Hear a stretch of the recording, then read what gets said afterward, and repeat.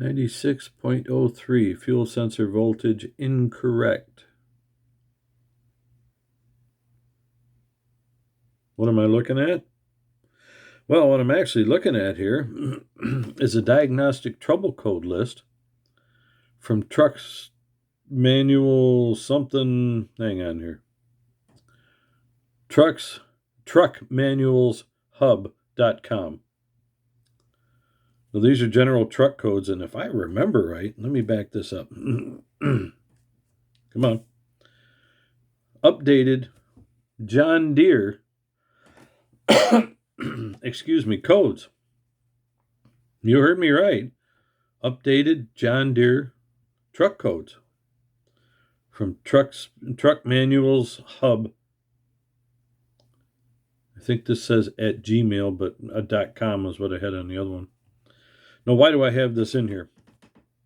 Well, most, how can I say it?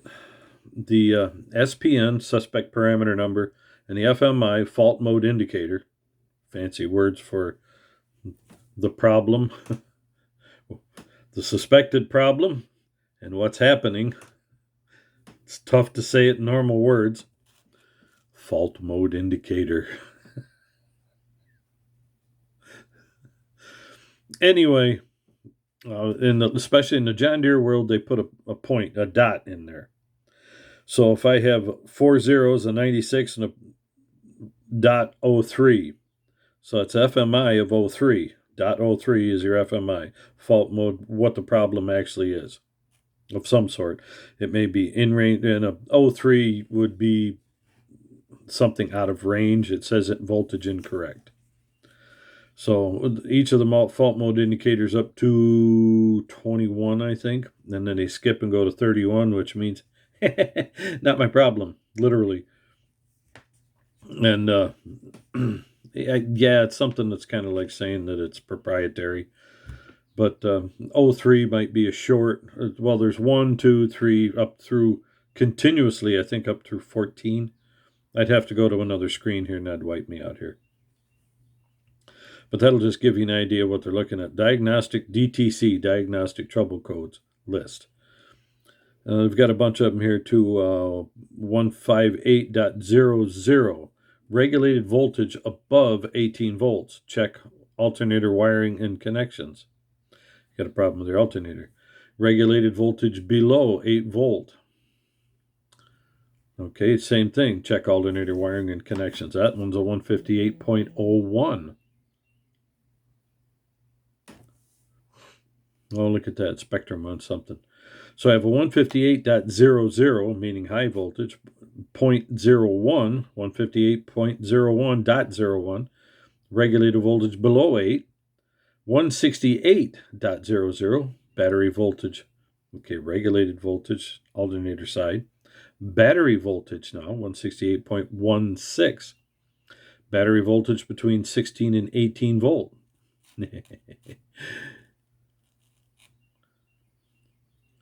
And another one, 168.18, battery voltage between 8 volt and 9 volt.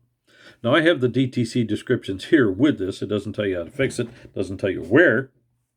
And that's usually in your manuals. However, if you know, now this one, you don't need to know the fault mode indicator because it's reading it right here directly. But if you didn't have this list, you still have to get online and look up to see what it is. But these are generic. Now, mind you, this is a short list. It goes up to 190 and then jumps to 677. Then it goes to 920, 1638. And then it jumps from the 4 digits up to 3509. From 1713 to 3509. And then it goes up to, it suddenly takes a jump from 3510 to 516124.03. Fuel hold or engine run circuit short high. In other words, shorted to a high voltage source of some sort. And then it changes from there. And that's the short list. Now we go from there. It continues on to 523590.13. Forward pedal not calibrated. Consult appropriate tech manual, which is what most of this says. Check solenoids and connections. Gives you basic descriptions of what to look for anyway. And then finally, the list ends with 524071.13, forward E hydro solenoid not calibrated. Again, not calibrated. So now we know what 13 is, and that's one of the beauties of the list here. Dot 13, talking about the calibrations. And the others you go through and you'll find out shorted high, shorted low. Even without the FMi list, you'll know what the actual FMi number means. So that's just to give you folks an idea of what you're doing when these codes come up and you're like, what in the world? I found this stuff online. So you don't have to go fumbling around saying, well, that number doesn't mean nothing to me. Well, actually, it can mean quite a bit. Now, that Nexic Blue Mini that I told you before, that you can get an app for the thing, $300 in that range, give or take. You can plug it in and pull a lot of these codes up out of John Deere's and some other equipment as well. And with this list, you can translate yourself into a repair without paying, like I did, $8,000 for a computer that, as it turns out, almost worthless, except for the information. And when you go for the information, they want to charge you for it after you've paid that kind of money. So diesel laptops, not a friend in my book. If you have a truck, over-the-road series truck, heavy-duty trucks, the heavier medium-duty trucks, diesel laptops is going to work out for you. They'll tell you they're set up for ag and construction, and the answer there is not really. They're pretending. Oh, we still have to get... It's been 10 years almost that I've worked with diesel laptops, and I'm still waiting for them to come up to snuff on anything other than trucks. So, but this list alone can do an awful lot for you. In fact, some of these codes I found and went online and looked it up for a tractor to tell a guy I'm trying to find out his engine codes. Diesel laptops barely connects. And I pull in my Nexic Blue Mini, and even better yet, the Mac Bosch heavy-duty unit. Now, the new one has the green, what do you call it, the higher rate, information rate on it, the little green ring. And I pulled up the codes on there, just look them up, and I had the same information that diesel laptops had. So that's when you're working on the farms and such, try the cheap stuff first. But I would recommend the heavy-duty one by Mac. It was about, I don't know, $800 or $900, something like that. It's made by Bosch for Mac. And I'd highly recommend the unit. The old one I have is working excellent. I mean, it's pulling up stuff from some of the older things that'll blow your mind. So that's why I highly recommend it, is it has worked. So anyway, that's just an idea that I figured I'd come on here. What was I originally doing here? Well, I found these files, and I've been trying to move things around into folders where I can find them later. And I'm coming up with trying to... See, I guess I have to make available offline, plus I can download it.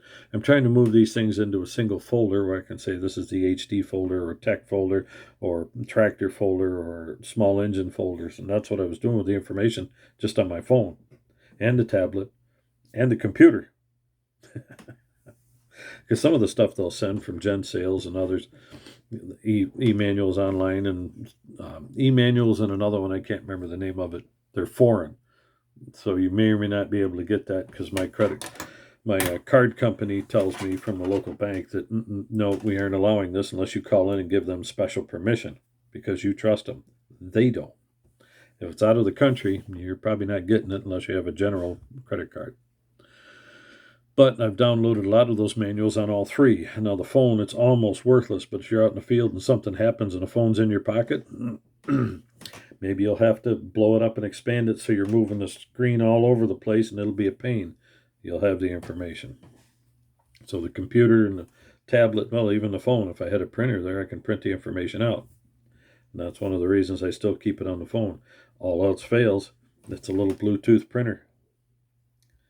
Click, click, click. And I've got the printout. It works on the tablet and phone okay.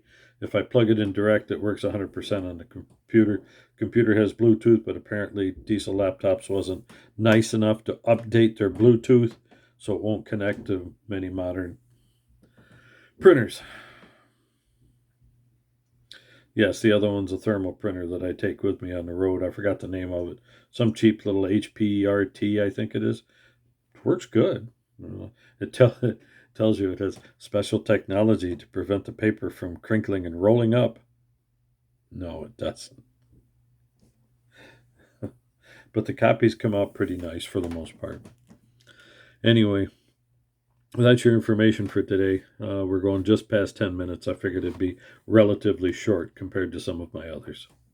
You folks have a good day, and the Lord bless his children. See ya.